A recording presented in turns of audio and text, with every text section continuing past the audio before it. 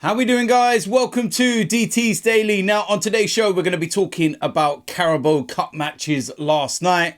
And the last piece of news involves Nottingham Forest because the inevitable has happened and Steve Cooper has been sacked. How we doing, guys? Welcome to DT's Daily. That's right.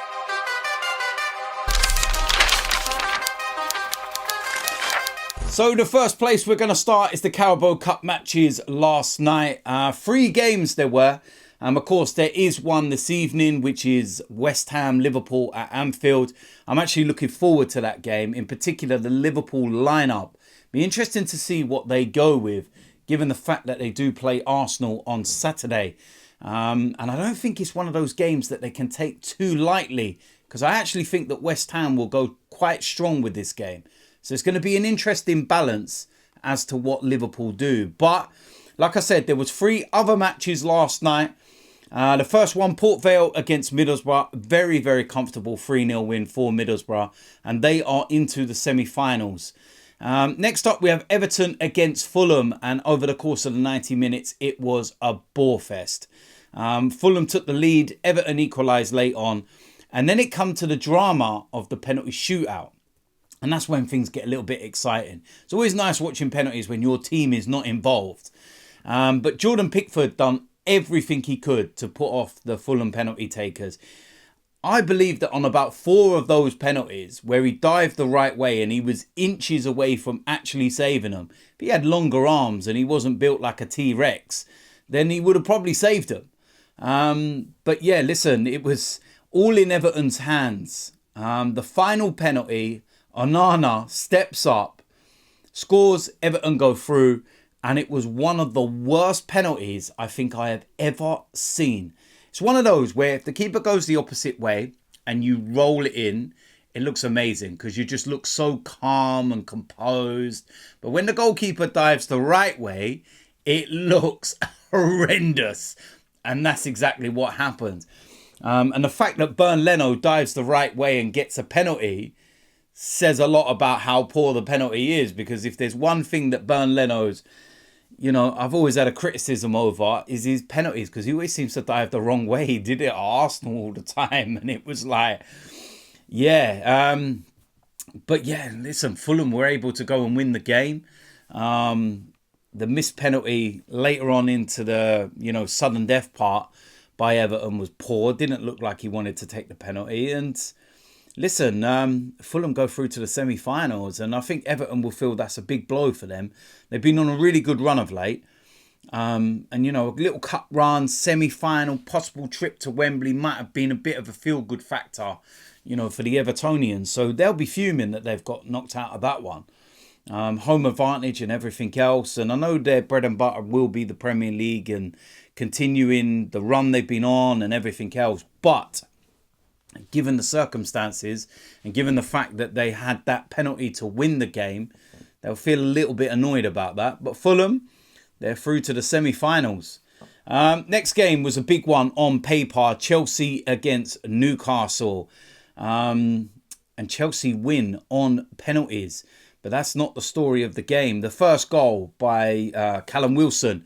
And it was just calamitous defending by Chelsea. And the more I watch Chelsea, I just sit there and think, what on earth is going on at that club? The money they've spent, and they just look so poor. If you went on social media last night when they went 1-0 down, Poch out was trending. And I tell you something, it took an absolutely horrendous mistake by Kieran Trippier in injury time to let them back into the game. Mudryk scores the goal to equalise and take it to penalties. But the mistake by Trippier, and it's not the first time in recent games, you got to think about, the mistakes he made in the game a couple of weeks ago. 2 big mistakes in a league game. And it's just, I don't know whether they're tired, it's mental fatigue, whatever it is. But, Newcastle can't keep living on injuries and saying, well, we've got this player missing and that player missing. And things like this are basic errors. They're basic, defending. And it's when you watch, the replay back of the goal, He's literally looking over his shoulder about 2-3 times to see where Mudryk is. And Mudryk's positioning is dreadful. His anticipation of the ball is dreadful. And Trippier's even thinking, why is this guy not on my shoulder? Like, he'll surely be there in a minute. He'll be there and still not there. And then he kind of get, caught in two minds, whether to head the ball back to the keeper, flick it on so it goes out for a throw. And he kind of got caught in between, and it kind of hits his head and just lands there. And Mudryk is able to capitalise. But it's one of those. If Trippier does his job, then everybody's moaning at Mudryk and saying, why are you not anticipating the cross? Why are you not on your toes? Why are you hanging back there? So it's very, very fortuitous. But that took the game to penalties. And then who steps up and misses a penalty for Newcastle? Kieran Trippier. When it rains, it pours, as they say. Everything seems to be going wrong for Kieran Trippier right now.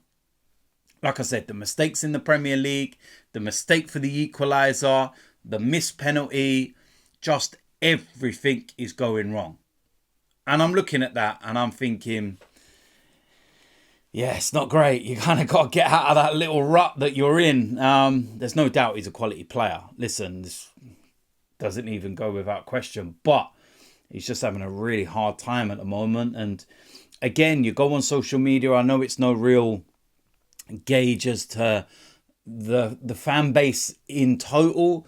But you're seeing a lot of people saying that Eddie Howe may have taken the team as far as it is, and it's a big opportunity for Newcastle, wasted. They haven't won a trophy like ridiculous 60 odd years. And this would have been an opportunity, with Chelsea out. There's no Man City, there's no Arsenal, etc. The other side would be Liverpool, of course. But you're looking at it and you're saying Fulham, Middlesbrough, Newcastle, and it could well be West Ham after tonight. Newcastle would have probably been favourites to win that. So it's a big opportunity wasted for them. But yeah, listen, when you get to the penalties, like I said, it's a lottery at the end of the day. It's who holds their nerve. Chelsea were able to hold their nerve. Newcastle were not. And they're out. And Chelsea go through. And they'll feel happy about their job. But yeah, I wouldn't really take Chelsea's win as anything, like a turning point or something, because I think they're just an absolutely crap team. And it's as simple as that. And I think, it just papers over the very evident cracks right now. So it is what it is. Last piece of news involves Steve Cooper, Nottingham Forest. It was inevitable that this was going to happen, but he's been sacked.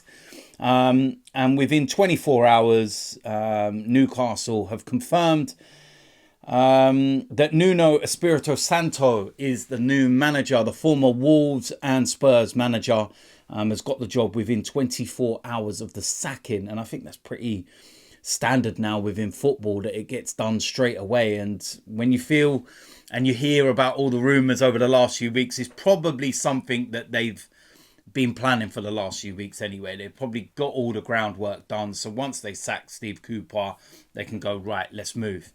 Had a brilliant time at Wolves as manager. I thought he'd done really well there.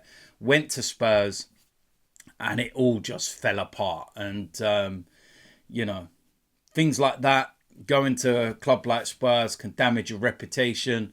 But listen, he's able to come back and, hopefully he can, revive the fortunes at Nottingham Forest.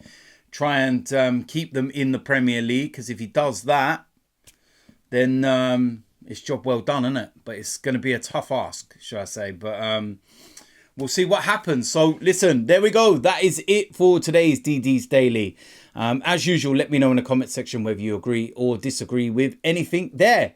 If you're new around here, hit the subscribe button, smash a like on this video, and I will see you lot soon. I'm out of here.